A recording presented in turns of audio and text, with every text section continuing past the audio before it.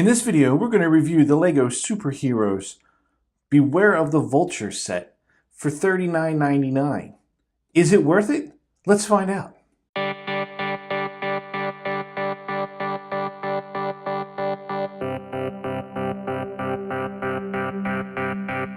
Hey guys, welcome to my channel. This is Hobby Bricks. My name is Chris.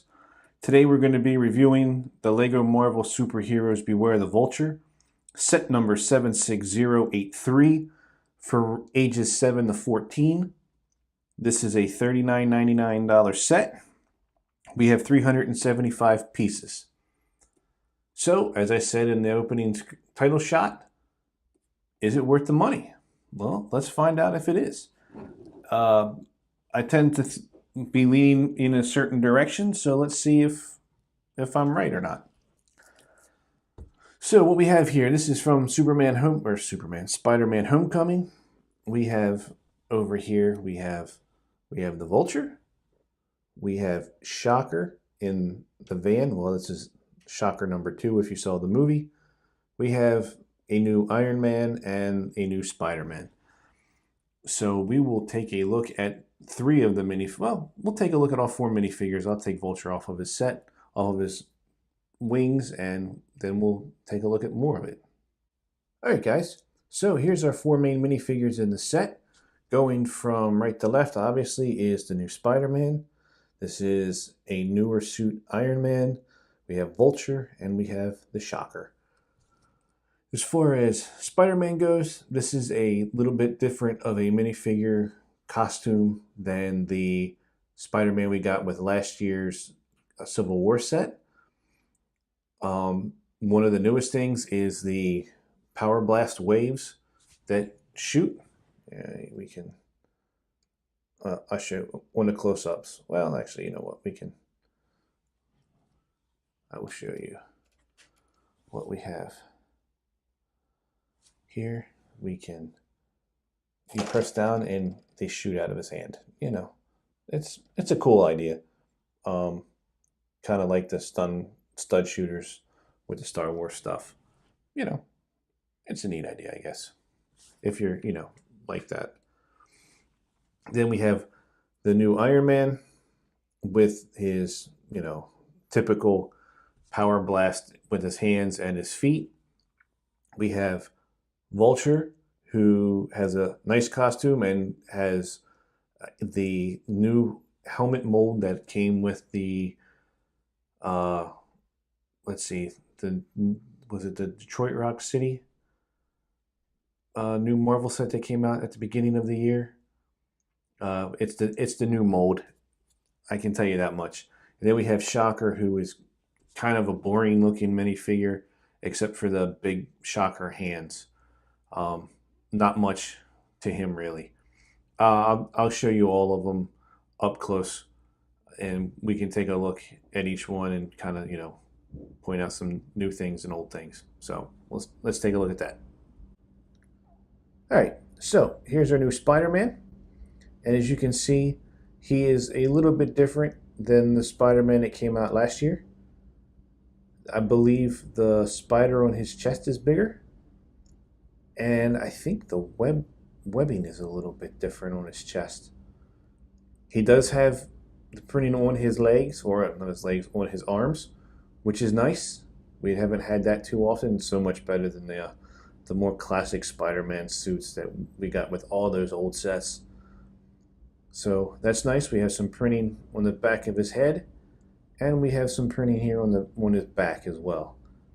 It's dual molded legs, which is also a nice touch. This is one of the reasons to get the set if you get the new Spider-Man. I mean, you can get him in a couple of sets, but this is a nice Spider-Man to get.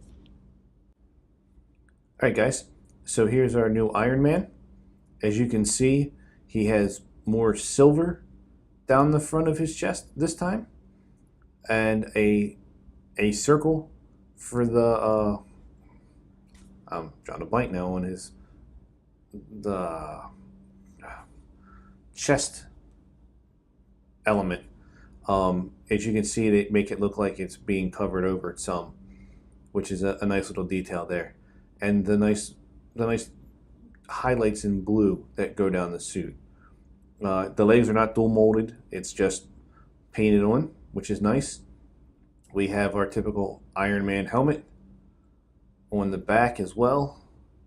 Some nice detailing there. And then for our helmet, obviously everybody has seen this a gazillion times, but as you can see, we do not get Tony Stark's face. We get just a blue nothing face head. If you've seen the movie, you understand that part. So I guess that's why maybe they didn't on the box that comes with the set. They don't give this Iron Man a suit number or mark number, I guess. So because if you know the scene in the movie, you'll understand what this is about. So, but all in all, it's a nice minifigure to have. All right, guys. So here's our Vulture. As you can see, some really nice detailing on this minifigure. You can see the layers of the jacket that he has to wear. You can see the underneath parts under, up. Let's see, where's right in here. You can see the hose and the underlayers of for his breathing. His legs are just a army green, basically. There's no dual molding, no extra printing on them anywhere. So from that standpoint, that's kind of a boring look. His helmet is the newer helmet, as I said earlier. It does not flip up. It is all one solid piece, and it's painted on, which does look nice. His back, he has the clear hooks to hook onto the wings. And then as far as his face goes, here is Vulture, the old man. Well, I shouldn't say old man, but this is their representation of Michael Keaton. As you can see, he does have some nice little gray eyebrows, which is kind of cool. Lots of wrinkles. He does not come with a hairpiece. So what you get, this is what you get. So I guess they want him in the, in the helmet for most of the time. Even though in the movie he's not always this way. You see him quite a lot out of the costume. So we can take off his head. Take off that little piece there. And as you can see, that's just that little back printing there. Adds a nice little touch with the fur to represent, I guess, a hood for the jacket. So that is our Vulture, guys. All right, guys, so here's our Shocker. Probably the most boring minifigure I've seen. He's got the cool hands, which always helps. And he's got some arm printing, which is nice. And if I put his hands down, you can see the chest printing. He's got just normal gray legs, nothing special. The jacket is semi-open. He's got just a normal kind of no-look face, really. He doesn't have a second face. The back's got a little bit of a hood to him. No hair. I mean, if you guys saw the movies, you'd kind of understand that this is the second Shocker, not the first Shocker, but there's no real difference between the two guys. It was more about their attitude, I guess you would say. But this is just kind of a ho-hum minifigure. There's really nothing special to him. And I guess this is what Lego had to work with, so this is what we got. That Shocker. All right, guys, so here we go. Here's our van that came with the set, that was the build for the set. We have Shocker sitting inside, and then we have some damage along the side of the van, which takes place in an action sequence. That's our front. It's a pretty simple build. Nothing too complicated about this. We have some more stickers, some damage. That's a little spider web there. Um, and then the big, oh, here you go. You got the sticker here in the back. I don't know if you can read that. Can you guys read that? Here we go. How's my driving? Shocking. Yeah, cool little sticker. And then we have the transformation. This opens up. Inside we have a big stud shooter that comes out. I'll pick this up so you guys can see. We have some extra pieces here on the side. We have some containers on the inside that hold some extra stud shooters. And then we have that piece here and this piece over here that Shocker can also hold. The tailgate flies down as well. The scene in the movie obviously doesn't have a big 6 stud shooter in it. It's a guy shooting out one of the blasters that they built in the movie. One of the weapons. I mean, you can even see if you look through, it's a hollow truck. I mean, there's the back of Shocker right there. There's nothing, in between the two. So it's basically a straight shot to Shocker. It's a cool van. I mean, if you wanted to do something different with it, different, to add it to a city collection or do something, you could take the stickers off. But there's really nothing too special to the build. It's a lot of hollowness. It's basically just building up the outside, and that's pretty much it.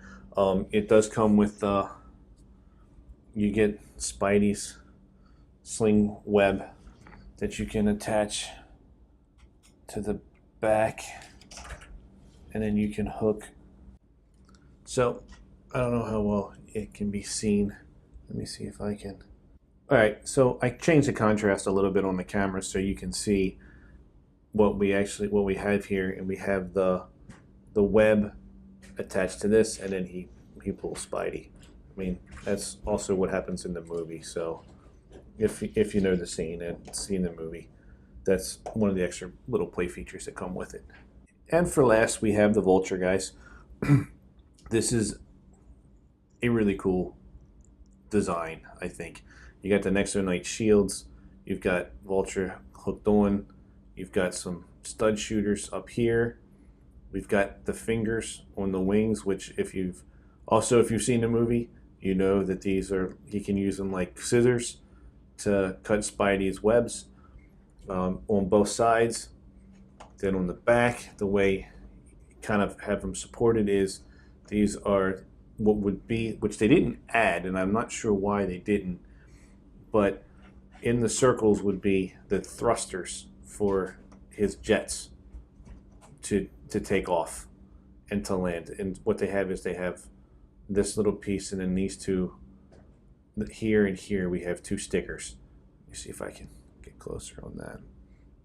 You got the 2 stickers there that represent the motor of his jetpack, and then these articulate. You can move these all around, which is a nice little play feature, I think. So, and his wings do move. You can move them, not too much, but they can be moved. Same with the down here.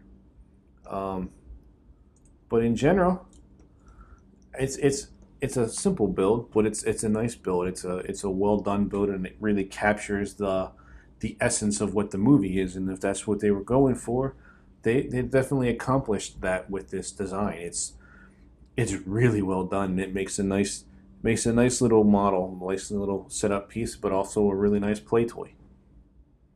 So let's go to the final. So in conclusion, guys, what do you think? I think this set for $39.99. Granted, the piece count is a little bit low, but you get 3 outstanding minifigures and 1 minifigure. But you get a really cool Vulture wing suit. You get a cool Vulture minifigure. a different Iron Man suit and a new Spider-Man costume or suit. Um, Now, granted, you can get the same Spider-Man in the bank robbery set, which I will have a review up as well. I got that one. I think and there's only the two right now. There's only the two Spider-Man sets that are out from the movie. In this one, you get the other two main villains. Plus, you get the Iron Man suit, even though it's not Tony Stark. You do get the new Iron Man suit if you kind of collect Iron Man suits. This is one for the suit. So $39.99. You know, would I have liked it if it was 35? Probably. Would I have loved it at 30? Absolutely.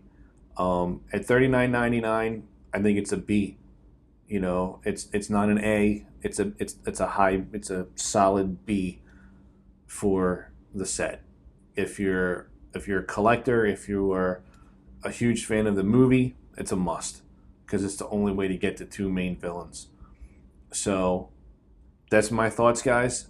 I hope you liked the video. Please subscribe if you liked it. If you want to. If you like the video, give it a thumbs up. If you don't like it, give it a thumbs down. I'm all about trying to learn and take feedback. So any feedback you can provide is awesome. Just be nice in the comments. No bad language. I mean, it's a Lego review. It's a Lego channel, guys. We're not going for nastiness here. So thanks for that. Hope to see you in the next video, guys. Bye.